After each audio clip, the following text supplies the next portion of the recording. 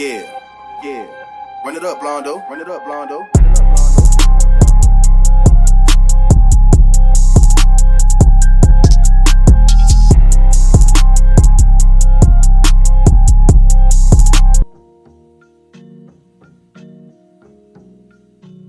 The reaction from Orlando Magic fans was fairly positive when the Magic traded away beloved players like Nikola Vucevic, Evan Fournier, and Aaron Gordon at the trade deadline. And the positivity stems from the Magic starting a new era with a solid young core already intact to go along with 3 top 33 picks incoming from the loaded 2021 NBA draft. The beauty about the 2021 NBA draft is that not only is it deep, but the first round contains prospects that have just as high of a ceiling as the projected top 5. And of course, the floors are lower, but there's a boatload of prospects with all-star ceilings outside the projected top 5. I fell in love with most of the players touted to be picked between the 8th to 28th range during my research, and I wouldn't be mad if the Magic picked any of them honestly. To quickly name a few, Kai Jones obviously, Ziaire Williams, who we worked out twice already, and for good reason because his ceiling is an elite wing, the exact prototype that wins titles. Ziaire already has a great feel for the game and a beautiful shooting form and release. It's mind-boggling why he shot so poorly. Of course, Ziaire dealt with some personal tragedy on top of playing on the road all season with Stanford due to COVID, so his freshman year should be reviewed with some context. Williams, like Kai Jones, has the ultimate boom or bust potential tag. Alperen Şengün from Besiktas is not who you think he is. He's not another stiff, outdated big. His shot looks good and will extend out to the 3-point line eventually, and his basketball IQ and high motor will allow him to not be a liability on defense. If he is another Vucevic, then you should draft him outright without any hesitation, and this time around, make him the perfect second option that Vuce really is. I want to make a video on Şengün, but I need confirmation about his wingspan. If it really is 6'10", then unfortunately, the Magic won't draft him. But if it's over 7 feet, then that could change everything. I also love Usman Garuba's upside as a modern defensive anchor. He started for European powerhouse Real Madrid in the best league in the world after the NBA. Davion Mitchell is a winner and a competitor who has high basketball IQ and reportedly has a crisp memory of every play that he's ever ran, kinda like LeBron. Jaden Springer, Chris Duarte, Keon Johnson, Cameron Thomas, JT Thor, Jared Butler. Gosh, this is a deep draft. We're really fortunate to have 2 top 10 picks and the 33rd overall pick, which I hope we finally keep. And the draft being so deep is why I think Wellman and Hammond probably aren't hell-bent on trading up unless it guarantees them landing one of Jalen Green or Evan Mobley. So, in my previous video, I outlined some reasons why the Magic could gamble on both of their picks in the first round this year. I broke down Kai Jones' game and why he could be a player that Jeff Wellman and John Hammond select. I'm going to continue on with the same theme in this video by breaking down 2 more dark horse candidates who the Magic are quietly high on. We could trade down for them or outright pick them at 8. So let's get right back into it. Alright, the next player that I'm going to break down is Jalen Johnson from Duke. So Jalen is another high-risk, high-reward player who fits the prototype of a prospect our front office prefers. The reasoning behind the Magic drafting Jalen is that they could pull another Cole Anthony type pick where they gamble on a player who was highly touted out of high school but with a plummeting draft stock due to injuries and some red flags. Jalen's potential is unlimited because of his defensive versatility and playmaking ability to go along with his athleticism and strong build. He kind of stuffed the stat sheet for someone who only played 20 minutes per game, averaging 11, 6, and 2 with 1.2 steals and 1.2 blocks per game in just 13 outings. When asked about his offensive philosophy, Jamal Mosley stated that he wanted to play with pace and space and emphasized the importance of passing because it brings, to quote, energy to the game and puts everyone in the best position to succeed. So it's safe to say that his teams will run and look for the open man at all times.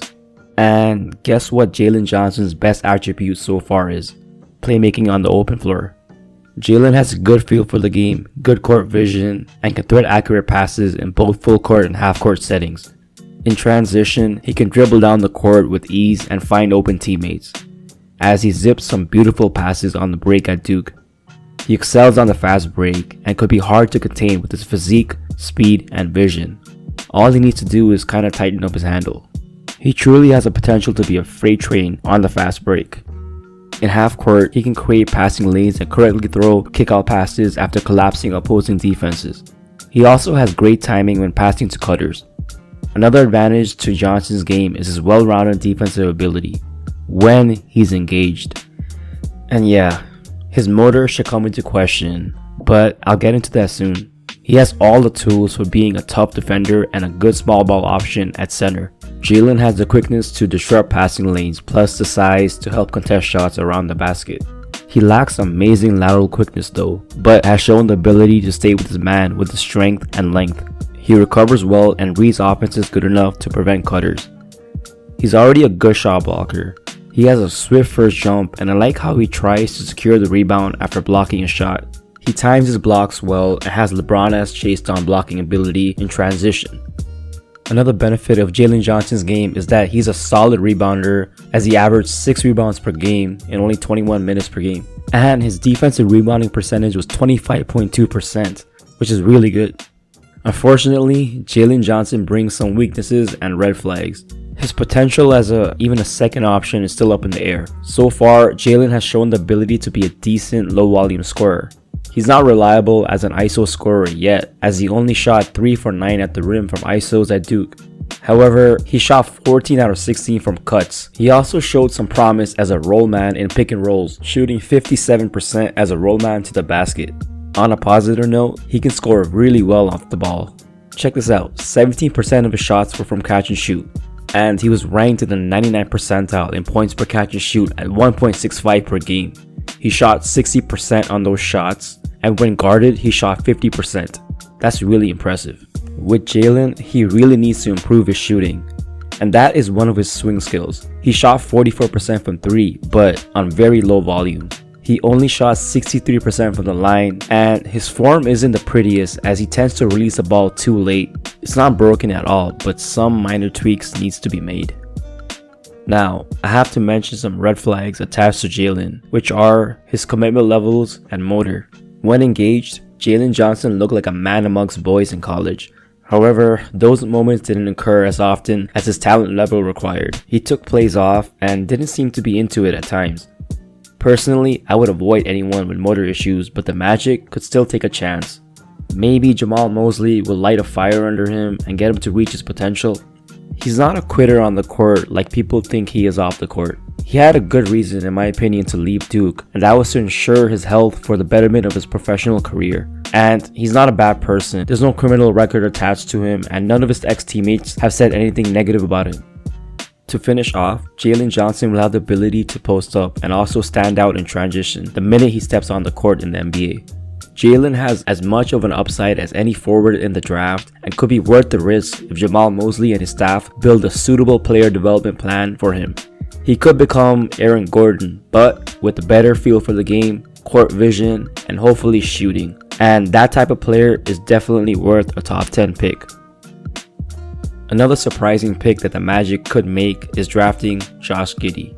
Giddey stands 6'8" with an even wingspan. He's not lengthy at all or explosive, but has tremendous size for a primary ball handler. I've read claims that he's grown to 6'9" now.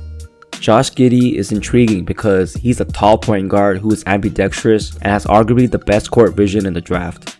Giddey is a son of 15-year NBL vet Warwick Giddey and is coming off an impressive NBL debut by winning Rookie of the Year. He led the NBL in assists per game despite being one of the youngest players in that league and playing fewer games than the rest of the assists per game leaders. He showed out against professionals and followed the path of one of his draft comparisons, LaMelo Ball. A cool fact about Giddey is that he and LaMelo are the only players in NBL history to post back-to-back triple-doubles. The similarities don't stop there with LaMelo. Giddey has tremendous court vision and is capable of making difficult passes off the dribble. His ability to read defenses so well at his age is so alluring. He makes some of the toughest passes I've ever seen in a prospect. You'll see many clips of him throwing one-handed bullet passes off the dribble, left hand or right hand. He also puts his teammates in perfect positions to score. His entry and lob passes are so precise and crisp, and he'll always find the cutter before the defense rotates in time. Jonathan Isaac, Wendell, Mo Bamba, and Chuma could all thrive with Giddey on the floor.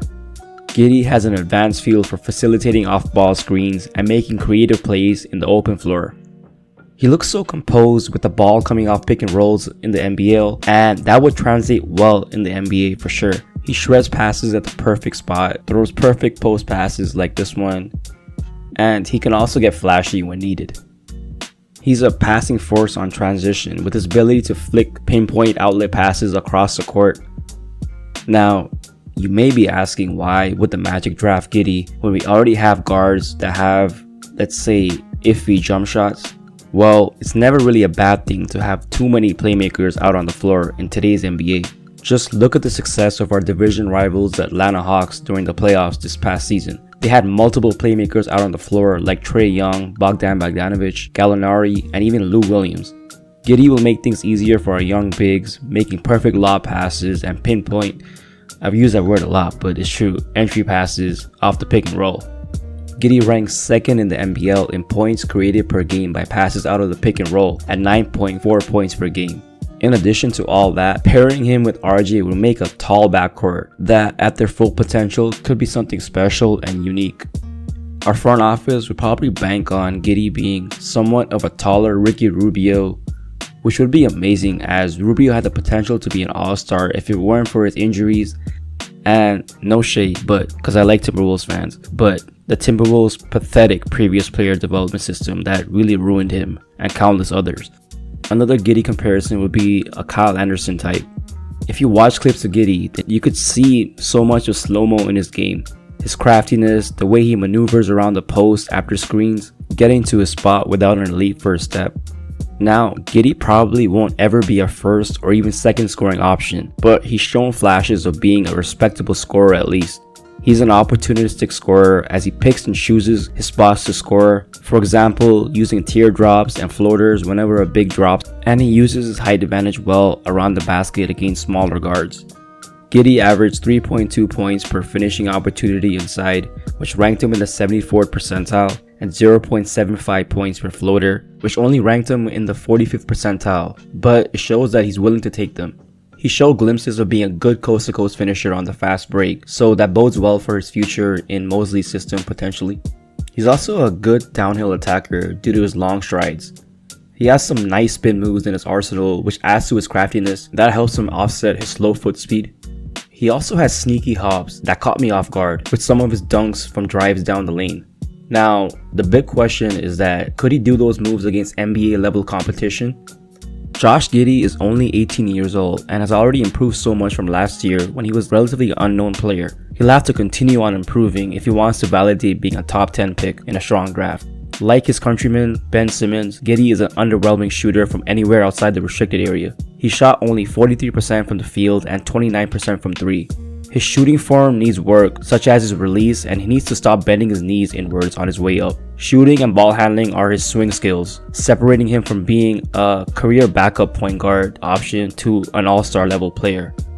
An encouraging stat regarding his shooting is that he started the season off poorly, going just 2 for 20. However, finished the season shooting a respectable 26 for 70, which was 37%. He also showed the ability to hit mid-range shots off screens, which is encouraging as well. Now, let me hit the brakes a little bit. Giddey isn't as good of a ball handler as LaMelo is yet. LaMelo has a chance to be a real franchise player. I don't think Giddey is that yet. Smaller and faster guards give him a lot of trouble, and he needs to fix his handles and also stop being so upright at all times before he gets into the league. However, Giddey has stated numerous times that being upright is not a hindrance. Instead, it's an advantage for him, as it allows him to see everything on the floor better. We'll have to see if that's true or not. Another drawback to his game is that he really has slow feet, which is why he often struggles to stay in front of his man. It prevents him from recovering well on defense at times and also getting timely shot contests. His lack of foot speed is why he's such a gamble with the top 10 pick. Foot speed is not something you can fix like a broken jump shot. However, his length and good court awareness could allow him to be a solid help side defender in the future. He showed at times to be able to rotate well. He's usually in the right spot, in the right place to help or contest. I'm confident that he'll end up being at least a competent defender, especially if he puts on some mass and fills out his frame a bit. Duncan Robinson, for example, was a poor defender in his rookie season because he was really slow. But in this past season, he became a passable defender, not someone you can target on defense. That's because of his good court awareness and also his length. Rounding off with Giddey, he recently impressed during pre-Olympic exhibition games. He held his own against current and ex-NBA players, and his shot looked better as well. Josh Giddey's extremely high basketball IQ could offset all of his physical tools that he lacks. Therefore, I could see some team reaching for him, including our Orlando Magic. Kai Jones, Jalen Johnson, and Josh Giddey could all be value picks. They have as much upside as the top 5 picks in this draft, but double the chance of not panning out.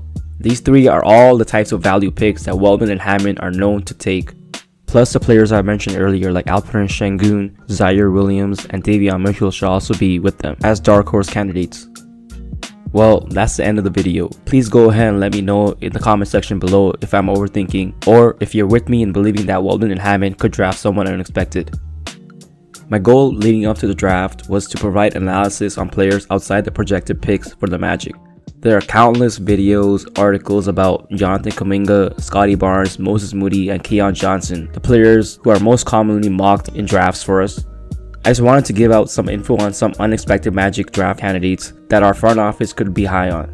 So please drop a like, subscribe, and share the video if it brought value to you.